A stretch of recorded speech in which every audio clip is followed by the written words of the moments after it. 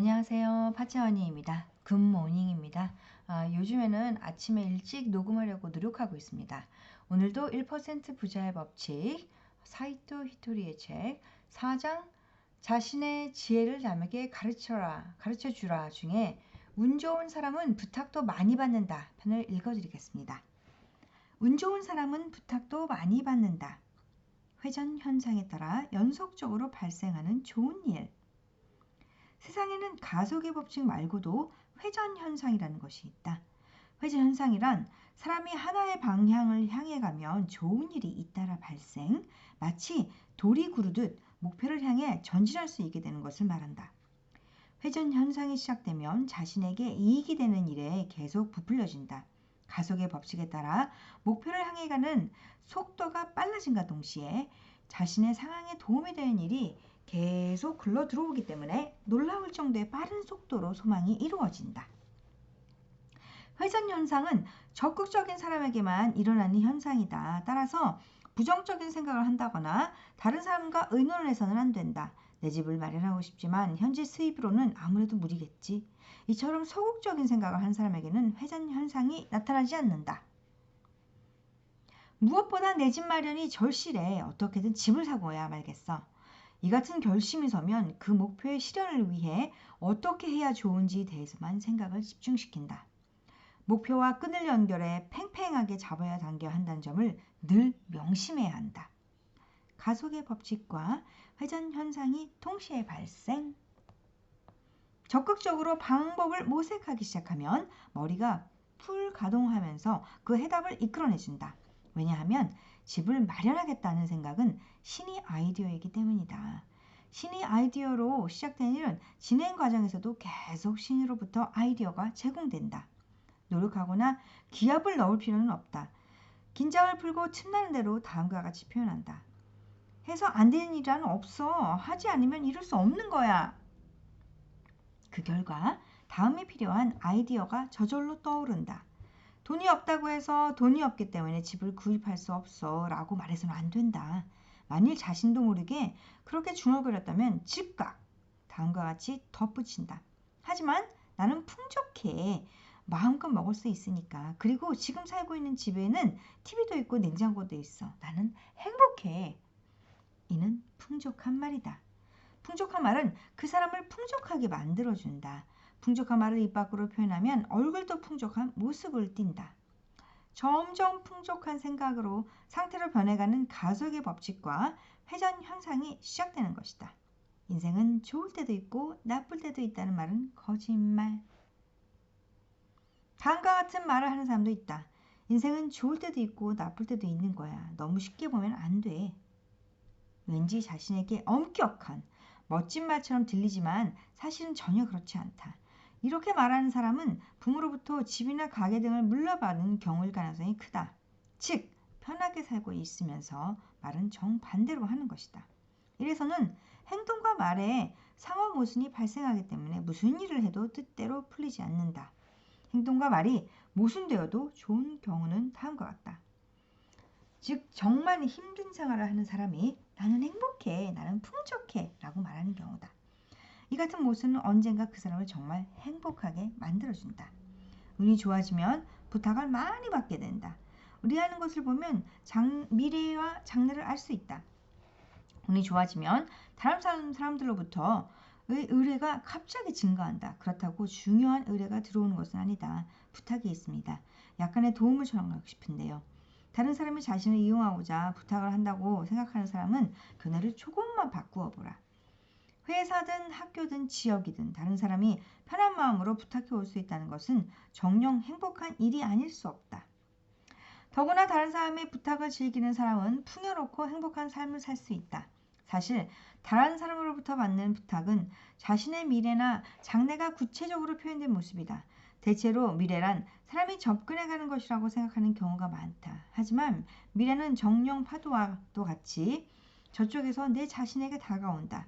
저쪽에서 나를 찾아오는 것이기 때문에 어떤 미래가 닥쳐올지 우리는 예상할 수 없다. 따라서 미래를 걱정하거나 일어나지도 않은 일을 짐작하는 것은 쓸데없는 시간 낭비일 뿐이다. 신이 예비해둔 미래의 선물. 자기 마음대로 바꿀 수 없는 미래를 놓고 고민한다고 해서 현 상황이 호전되는 것은 아니다. 미래는 저쪽에서 다가오는 것이기 때문에 대비할 수도 도망갈 수도 없다. 다른 사람들로부터의 부탁은 신이 예비해둔 미래로부터의 선물이다. 신이 일부러 안겨주는 선물을 기쁜 마음으로 받지 않는 사람은 없다. 하물며 이 같은 선물은 끊임없이 제공되는 것이기에 얼굴에서 웃음이 떠날 리 없다. 부탁이 늘어날수록 운세는 분명 좋아진다. 어떤 일을 부탁받든 간에 그 일을 기분 좋게 받아들이면 새로운 것을 배울 수 있다. 즉, 다양한 경험을 할 수 있게 된다. 부탁받은 일 때문에 특기 분야가 생긴다. 운세란 기세를 운반한다는 뜻이다. 운세는 기세다. 운세를 좋게 만들려면 무슨 일이든 기세 있게 처리해야 한다. 부탁받은 일은 모두 기세 있게 처리해야 한다. 이 같은 자세로 다른 사람의 부탁을 처리하면 보면 자신만의 특기 분야가 만들어진다. 특기 분야가 늘어나면 이번에는 좋아하는 분야가 만들어진다. 즉, 자신이 가장 좋아하는 분야를 발견하게 됨과 동시에 그 분야가 자신의 특기가 되는 매우 행복한 상황을 맞이한다. 여기에 이르면 여러분은 무슨 뜻이든 기세 있게 처리하기 때문에 주위 사람들의 평판이 놀라울 정도로 좋아진다. 그 사람에게 한번 부탁해봐. 이처럼 주위 사람들의 부탁이 점점 늘어나겠지만 이는 여러분의 특기 분야이기 때문에 해당 분야의 실력이 더욱 나아진다. 이처럼 풍요하고 행복한 인생이 또 있을까? 반면에 어떤 부탁도 하고 싶지 않은 유행의 사람도 있다. 유감스럽지만 이런 사람에게는 아무도 부탁을 하지 않기 때문에 자신만의 특기 분야를 만들 수도 없고 좋아하는 분야도 만들 수 없다. 물론 주위 사람들의 평가도 바뀌지 않는다. 인생의 목적을 생각해도 도움은 되지 않는다. 사람들이 부탁하기 쉬운 성격을 갖고 있다는 것은 위대한 재능에 해당한다.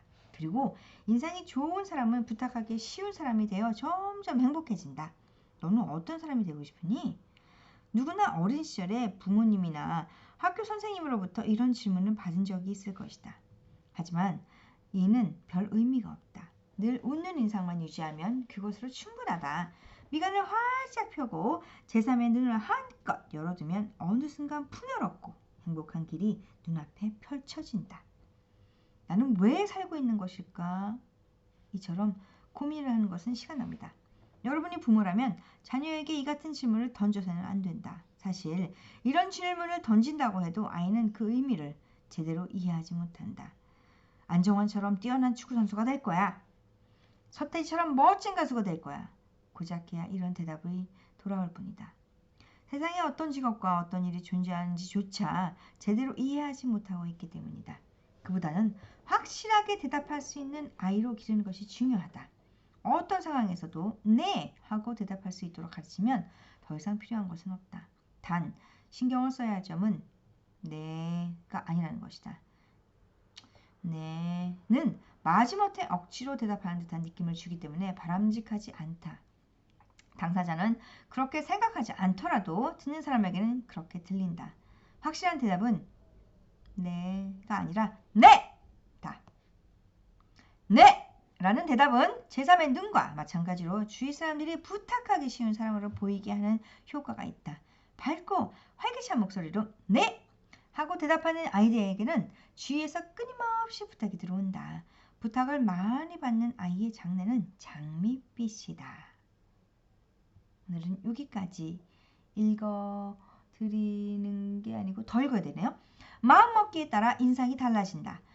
일상생활에서 즐거우면 밝은 인상으로, 분노하면 찌그러진 일상으로, 슬프면 어두운 인상으로 변한다. 사람의 얼굴은 사유의 방법에 따라 표정이 만들어지고 그것이 근육의 변화를 이뤄내 마침내 그 얼굴 속에 자신의 운명과 삶의 방향 등이 나타나게 된다. 성격이 날카로워 자꾸 인상을 쓰면 이마의 양쪽 눈 사이가 닫혀서 복이 들어오는 것을 방해한다. 그러면 자꾸 인상을 쓸 일만 생긴다. 웃음이 없고 부정적인 생각을 많이 하는 사람은 근육이 처지면서 입꼬리가 처져 울상이 되고 결국 울 일이 생기게 된다. 그러나 긍정적인 생각을 가지고 생활하면 좋은 인상을 갖게 된다. 노자의 제자들이 관상을 잘 본다는 사람을 데려와 선생님의 상을 보라고 했는데 내일이면 죽겠다고 했다. 제자들이 크게 걱정하자 노자는 웃으면서 내일 그를 다시 데려오라 했다. 다시 온 그 사람은 이번에 노자가 오래 살겠다면서 나는 선생의 상을 못 보겠다고 한다. 마음에 따라 인상이 어떻게 바뀌었는지 노자가 보여준 예다. 이렇게 마음을 다스리는 노력을 통해 인상은 변하게 된다. 자, 여기까지 읽어드렸습니다. 마지막 노자의 말이 좀 인상적이죠. 마음에 따라 인상이 어떻게 바뀌는지 노자가 보여준 예다. 다시 꼭 행복하게 웃으시고요. 많이 웃으시고 부탁받으면 네! 하고 하세요. 자, 내일 아침에 또 사제왕의 마지막 부분, 무능력한 사람이 성공한다. 굉장히 기이한 제목이죠. 읽어봐 드리도록 하겠습니다. 좋은 하루 되세요.